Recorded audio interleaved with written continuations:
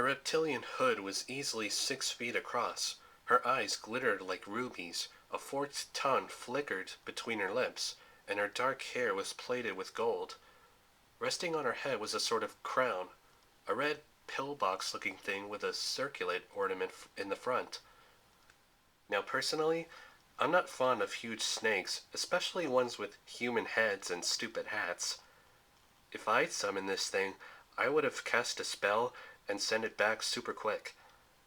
But Senna just rolled up his scroll, slipped it into his jacket, and grinned. "Awesome!" The Cobra Lady hissed. "Who dares summon me? I am Wadjet, Queen of Cobras, Protector of Lower Egypt, Eternal Mistress of... I know." Senna clapped his hands. "I'm a huge fan." I crawled toward Annabeth. Not that I could help much with the fall spell keeping me off my feet, but I wanted to be close to her if something went down with this eternal Cobra Queen of whatever blah blah blah. Maybe I could at least use Riptide to cut those red cords and give Annabeth a fighting chance. "Oh, this is great," Senna continued.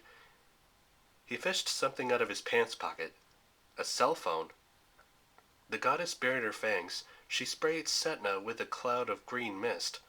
Poison, I guessed? But he repelled it like the nose cone from a rocket repelled heat. I kept crawling toward Annabeth, who was struggling helplessly in her red licorice cocoon. Her eyes blazed with frustration.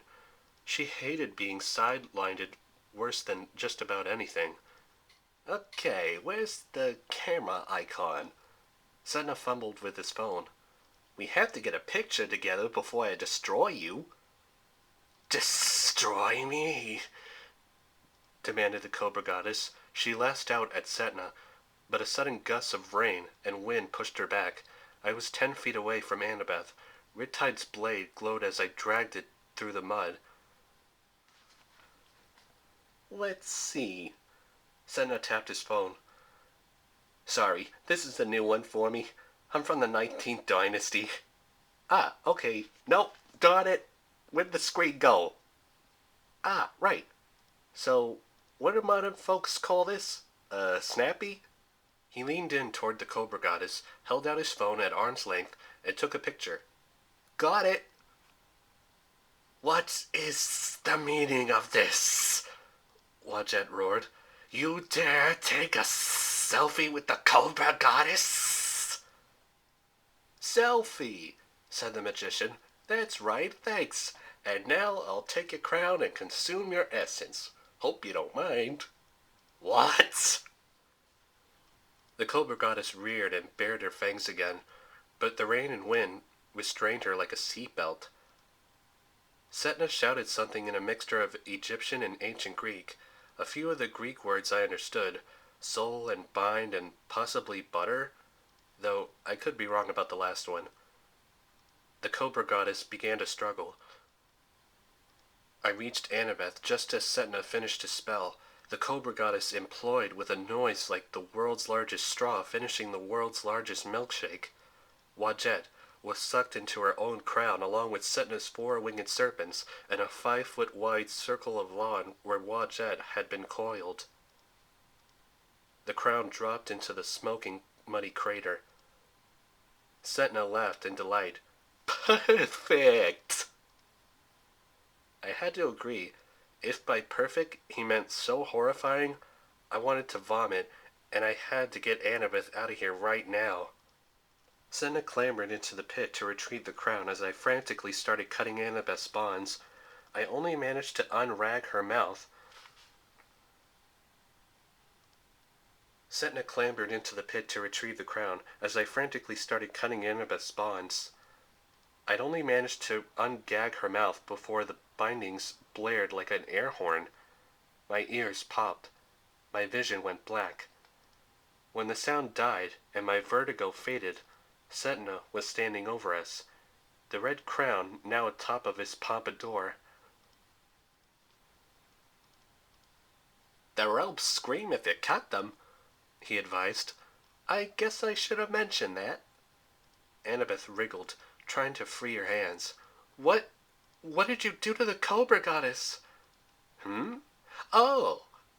Senna tapped the circlet at the front of the crown. I devoured her essence. Now I have the power of Lower Egypt. You devoured a god? I said. Yep. From his jacket, he pulled out the Book of Thoth and wagged it at us. Amazing what kind of knowledge is in here. The Ptolemy the First had the right idea of making himself a god. But by the time he became king of Alexandria, Egyptian magic was diluted and weak. He definitely didn't have access to prime source material like the Book of Thoth. With this baby, I'm cooking with spice. Now that I got the crown of Lower Egypt... Let me guess, Annabeth said. Let me guess, Annabeth said. You'll go for the crown of Upper Egypt. Then you'll put them together and rule the world. He grinned. Smart girl. But first, I have to destroy you two. Nothing personal. It's just that when you're doing hybrid Greek-Egyptian magic, I found that a little demigod blood is a great catalyst. Now, if you'll just hold still... I lunged forward and jabbed him with my sword. Amazingly, Riptide went straight into his gut. I so rarely succeeded that I just crouched there, stunned. My hand trembled on the hilt. Wow! Senna looked down at the blood on his powdered blue shirt. Nice job! Thanks. I tried to yank out Riptide, but it seemed to be stuck. So, can you die now, if that's not too much trouble? Senna smiled apologetically. About that, I'm beyond dying now. At this point, he tapped the blade. Get it? This point? I'm afraid all you can do now is make me stronger. His crown began to glow. For once, my instinct saved my life.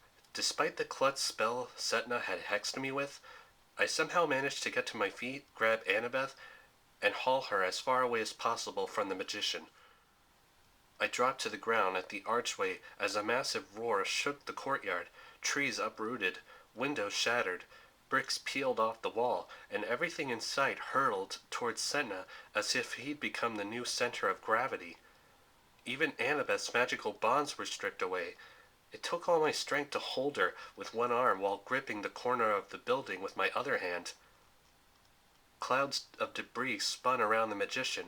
Wood, stone, and glass vaporized as they were absorbed into Setna's body. Once gravity returned to normal, I realized I'd left something important behind. Riptide was gone. The wound in Setna's gut had closed. Hey! I got up, and my legs were shaking. You ate my sword! My voice sounded shrill, like a little kid who just had his lunch money stolen. The thing is, Riptide was my most important possession. I had it a long time. It had seen me through a lot of scrapes. I'd lost my sword before on a few occasions, but it always reappeared in pen form back in my pocket. I had the feeling that wasn't going to happen this time. Riptide had been consumed, sucked into Setna's body along with the bricks, the broken glass, and several few... Hey! I got up and my legs were shaking. You ate my sword! My voice sounded shrill, like a little kid who just had his lunch money stolen. The thing is, Riptide was my most important possession. I had it for a long time. It had seen me through a lot of scrapes. I had lost my sword before on a few occasions, but it always reappeared in pen form back in my pocket. I had the feeling that wasn't going to happen this time. Riptide had been consumed, sucked into Setna's body along with the bricks, the broken glass, and several cubic feet of soot. Setna turned his palms. Sorry about that. I'm a growing deity. I need my nutrition. He tilted his head, as if listening to something in the storm. Percy Jackson. Interesting. And your friend, Annabeth Chase. You two have had a lot of interesting adventures. You'll give me lots of nourishment. Annabeth struggled to her feet. How do you know our names? Oh, you can learn a lot about someone from devouring their prized possession. Sedna patted his stomach. Now, if you don't mind, I really need to consume you both. Not to worry, though. Your essence will live forever right here, next to my, pancreas, I think. I slipped my hand into Annabeth's. After all we'd been through, I was not going to let our lives end this way, devoured by a wannabe Elvis god with a pillbox hat. I weighed my options. Direct attack or strategic retreat. I wanted to punch Sedna in his heavily masqueraded eyes, but if I could get Annabeth to the shore, we could jump into the harbor. Being a son of Poseidon, I've had the upper hand underwater. We could regroup, maybe come back with a few demigod friends, and some heavily artillery. Before I could decide, something completely random changed the equation. A full-size camel dropped out of the sky and crushed Setna flat. "Sadie!" Annabeth cried. For a split second I thought she was calling the camel Sadie. Then I realized Annabeth was looking up into the storm where two falcons spiraled above the courtyard. The camel bellowed and farted, which made me appreciate it even more. Unfortunately, we didn't have time to become friends. The camel widened its eyes, bleated in alarm, and it dissolved into sand. Setna rose from the dust pile.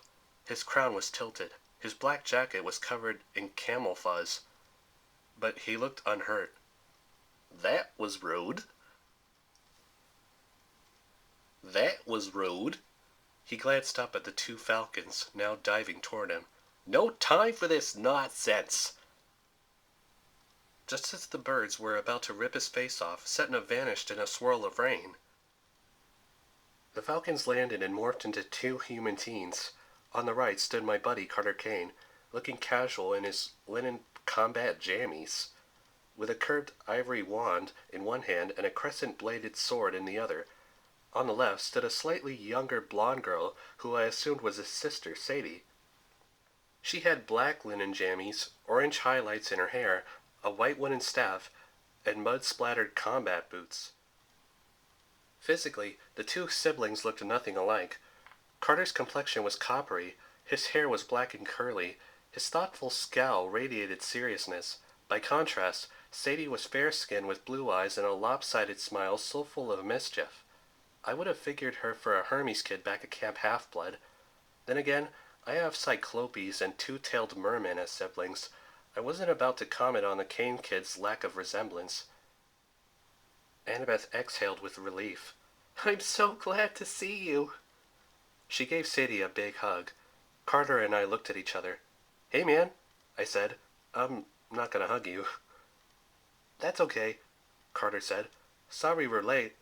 This storm was messing up our locator magic." I nodded, like I knew what locator magic was. "So this friend of yours, Setna, he's kind of a dirt wipe." Sadie snorted. "You don't know the half of it." "Did he happen to give you a helpful villain monologue? Reveal his evil plans, say where he was going next, that sort of thing?" "Well, he used that scroll, the Book of Thoth," I said. "He summoned a cobra goddess, devoured her essence, and stole her red hat." "Oh dear." Sadie glanced at Carter. "The crown of Upper Egypt will be next." Carter nodded. "And if he manages to put the two crowns together, he'll become immortal," Annabeth guessed. "A newly made god. Then he'll start vacuuming up all the Greek and Egyptian magic in the world." "Also, he stole my sword," I said. "I want it back." The three of them stared at me. "What?" I said. "I like my sword." Carter hooked his curvy-bladed Kopesh and his wand to his belt. "Tell us everything that happened. Details." While we talked, Sadie muttered some sort of spell and the rain bent around us like we were under a giant invisible umbrella. Neat trick. Annabeth had the better memory, so she did most of the explaining about our fight with Setna.